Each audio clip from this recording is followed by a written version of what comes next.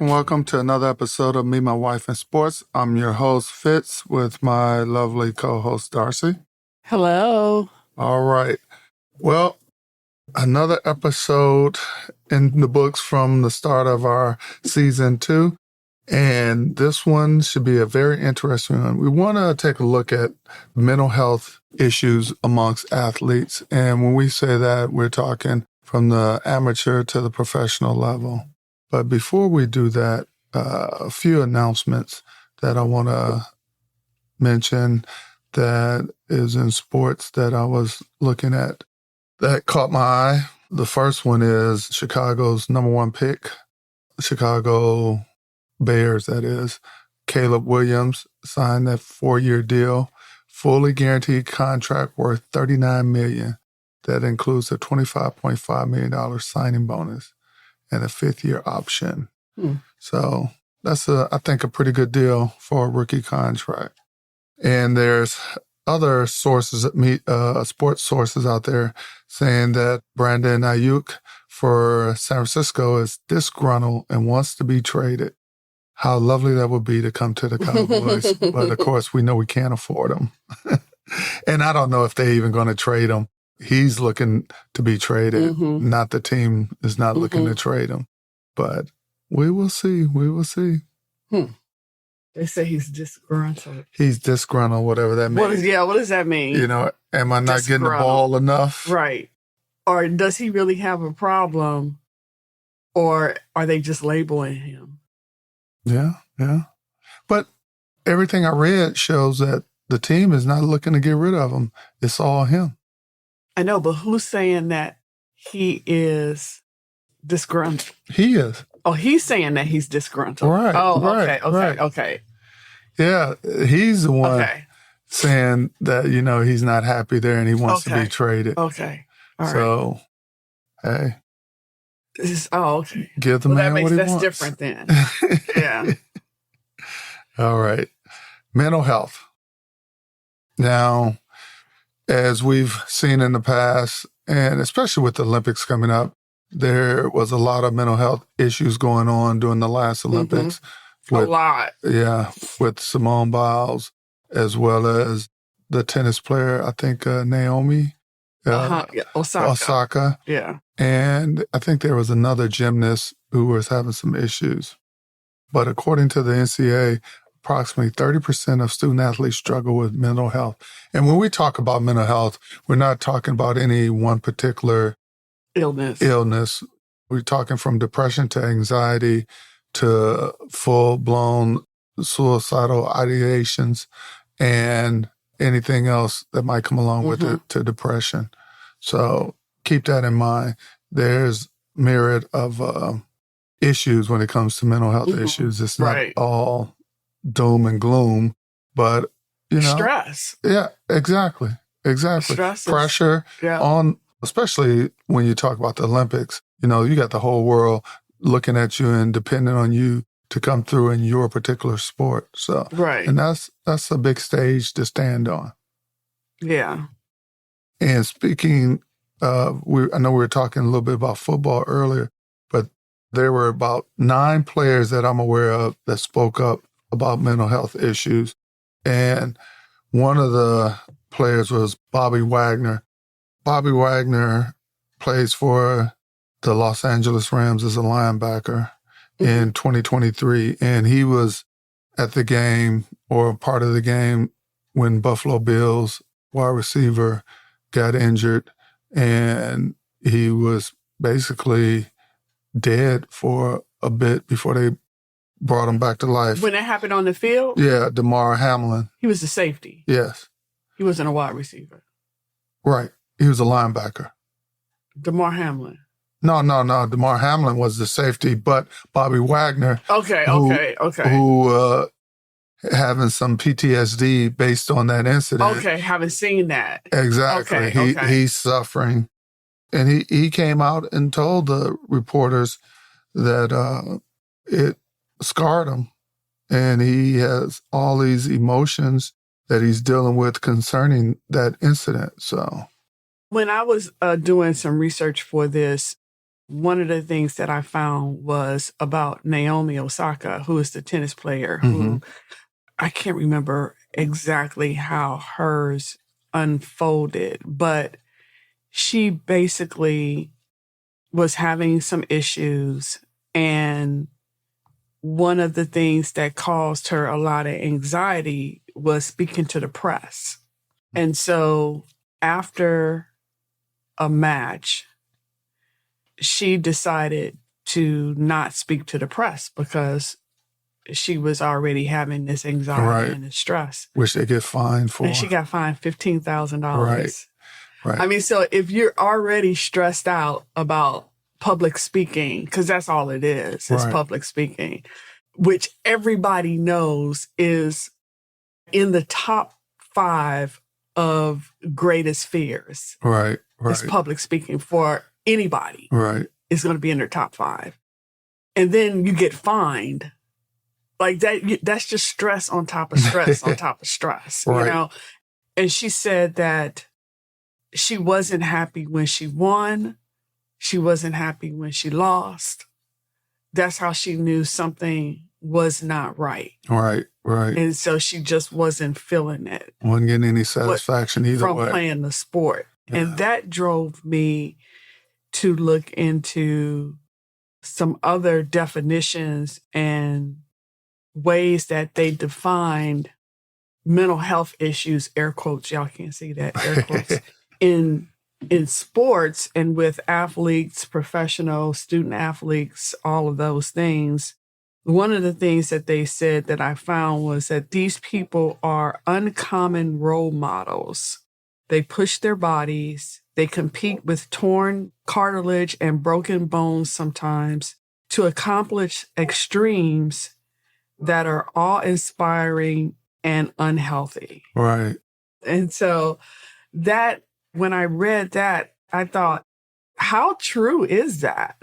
Right. How many times are we watching a game and we'd be like, you okay? Get up, get back in there. You know, I mean, not realizing that if that happened to the average person, they'd be rushed off to urgent care or something, you know, to get an x-ray or get it checked out, where these guys hop into the tent to get some kind of brief analysis and then get shot, get some tape, take a pill, whatever they doing in that tent, and then they get sent right back out there.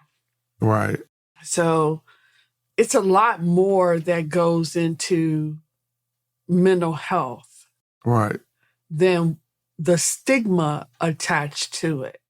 Well, the World Health Organization describes or defines mental health as a state of well-being in which an individual realizes his or her own abilities, can cope with the normal stresses of life, can work productively, and is able to make a contribution to his or her community. Now, a lot of people, and I know we're talking about athletes, but that's across the board in any job that you do. But I think with athletes and some other professions, it's a little bit more magnified based on the profession or the sport in this case. When they talk about Simone Biles and the Olympics, they said that Tokyo Olympics happened right after all the stuff came out with the gymnast doctor that was Nasir. I think that's how you say his name. I don't really care about pronouncing it correctly, but all of that came out right before the Tokyo Olympics. And Simone Biles, and there was another U.S. gymnast, can't think of her name right now, who testified at his trial. And so she said that during the course of competing, I guess just the trauma of all of that testifying and reliving all of that, and then not having dealt with it just came back on her. And that's why she decided to withdraw from a couple of events, because she didn't withdraw from everything. She just withdrew from a couple of events. Now, who is this? Simone. Oh, yes. Yeah. And then she returned to compete on the beam, on the balance beam, and she won the bronze with a modified dismount.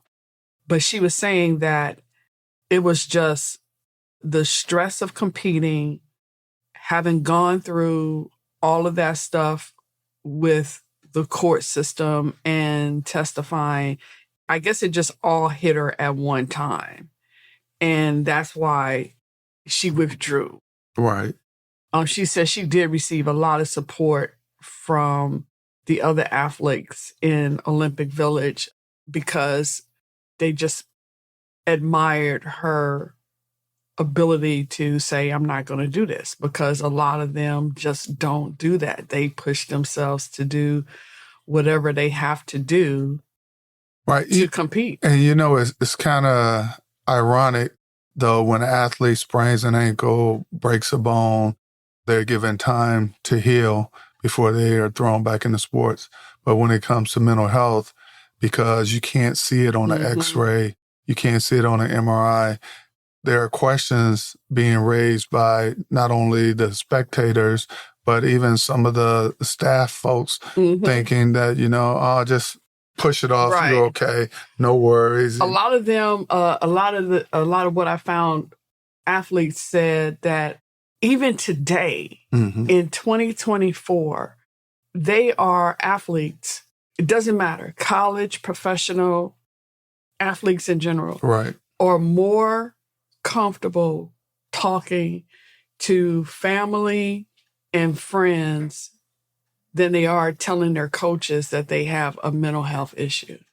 Right. I can see it. That's crazy. Yeah. Even in this day and age, like they still feel like there's a stigma attached to it and that they're going to be frowned upon or looked at a certain way. And two, it depending on the sport, whether it's a team sport or individual sport, especially in a team sport, an individual makes that statement, say like on a basketball team, and he might be a starter or getting enough playing time, but he tells the coach. So the coach now is like, okay, do I handle this person with kid gloves and not play him as much, or don't put him in on a stressful situation, or I just don't know what the hell to do, so I'm just going to sit him on the bench, So But it's got to be, coaches have to be being trained. Oh, yeah, it's an education process. By their corporate sponsor, whoever that is, just like the federal government trained their employees, just like Coca-Cola trained their employees. Like there's still a responsibility, because if that player says, I'm having mental health issues, and then he goes out and does something, and it gets back that he told the coach, then now you got liability issues. So you can't hold it against a person. Like I was watching, what was it called? Undisputed something. It was on YouTube. It was a series on YouTube about mental health issues in sports. And one of the people were saying, like, if you're an athlete and you break your leg in a game, they don't tell you walk it off. Right. They call an ambulance, they get you out of there, they take you to the hospital, they get you checked out. When somebody says they have a mental health issue, they need to have the same protocols in place to deal with that. Right. Well, I think it's just like anything else. This isn't new in sports. It's just being focused on more now. Just like... Yeah, because you have more people coming up saying, I have mental health issues. Right. Yeah. And just like before, like in football, the concussion protocol, they used to just like, okay, set them out one play and throw them back in there. Now they go through all this with an independent doctor and pull up the little tin on the side and go through all these procedures, because it's a big issue now with concussions. And the same thing with mental health issues, And people got to realize that, and actually I read that between 5% and 30% of elite athletes report mental health disorder. Mm-hmm. And they said the numbers are even higher amongst college athletes. Mm-hmm. And some of the conditions common to athletes include depression. And, the research has always shown that athletes experience depression at the same rate as the rest of us, even though they're doing it under a sport. And just like you stated, the concern is when it comes to athletes is, are they getting the support that they need? Like you said, they can talk to family, but they can't talk to the coaches and the staff when it comes to that. And another common condition amongst athletes is anxiety. Just like you mentioned with Osaka doing the interviews, she gets real angst about that. Mm-hmm. And they have this other one called OTS, which I was not aware of, called overtraining syndrome. And basically, it's the pursuit of excellence by a particular athlete, which can eventually lead to OTS. And not only opening the door for mental, but also physical distress. And eating disorders, which has been around for decades. And in particular, like if your sport requires you to be a certain weight, maybe a gymnast or a fighter, so they develop eating disorders. And traumatic stress disorder, just like I had indicated with that one linebacker when he saw the incident that happened with the Buffalo Bills player, that's a traumatic stress disorder for him, or as they call PTSD. So, and sleep disorders. Believe it or not, they categorize that as part of the mental illness because if you're not getting your proper rest and you're all angst up because of you missed a layup, you didn't catch a pass, or you got to beat this person, so you're not getting the rest that you need, which can disrupt your natural rhythm as an athlete. But the great part about this, there's a lot of players, well-known players that have come out, like we mentioned Simone, Osaka, Amanda Beard. She had depression issues, and she actually did some self-mutilation. It's all in her autobiography called In the Water, They Can't See You Cry. So even some of the top folks in the sports are dealing with this. Oh, yeah. They said, well, of course, we know Ricky Williams. Oh, yeah. He has social anxiety. He smoked a little weed. He was all right. Until they, he wanted to take that sabbatical until they told him you got to get the money back. And he's like, okay, maybe I do want to play. You're right. But he said he has social anxiety. Yeah. And that was part of, he didn't realize what it was until he went and got help. I don't know if that help was at a dispensary or at a doctor's office, but he said he did find help and he was doing much better. Michael Phelps was one that had a lot of issues. And he ended up had about 4 or 5 medals. So, and he was still performing at a high rate and dealing with a lot of... He was dealing with a lot. And then he ended up getting like a DUI. He had substance abuse issues. Like, he just he had a lot of issues, but was a high performer. And I didn't realize Serena Williams also was dealing with mental health issues.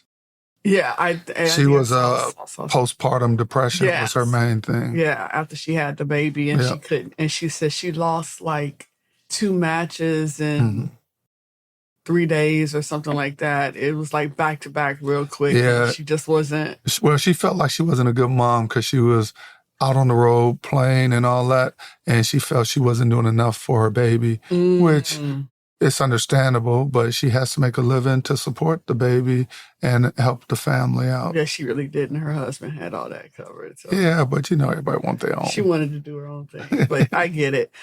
Terry Bradshaw said he suffered with clinical depression. Oh, yeah, he did. And Charles Haley from the Cowboys. Oh, really? Yep, he had a bipolar disorder. Well, Abby Wambach, National Soccer Hall of Famer, she also publicly spoke about her struggles of alcohol abuse, addiction, and mental health challenges. And she said hers began when she was prescribed pain pills for medical reasons. And see, and that's the problem I have with the medical society. We're quick to throw a pill at the issue than to really get to the root of the problem. Yeah, the bottom line, I think, is mental health can affect anyone. Right. And probably everyone, but you can overcome it with help. Yeah. And you have to be open and share your real emotions, and then have a safe space to do that in. Yeah. And that's the start. And not self-medicate. A lot of people try to self-medicate either through alcohol or prescription pills to sort of deaden the feeling of whatever's bothering them, whether it's depression, anxiety, or whatever. But that's not the answer. I read somewhere where they were interviewing Jerry West, so this is a while ago, but he said he was abused as a child. Really? And dealt with those things throughout his basketball career. Yep. And back then, that was definitely a stigma. Yeah. And not only in sports, but in the household. He was saying that coming up through the ranks, it really wasn't until he got behind the scenes. Right. Not when he was playing, but when he got behind the scenes, he said he had more of a platform. Which makes sense. That he could use to speak out against child abuse and mental health issues and all that kind of thing. And he was encouraging others that had platforms to use them to speak out. Because the bottom line is, everyone you meet, everyone you encounter is fighting a battle that you know nothing about. Exactly. So be kind.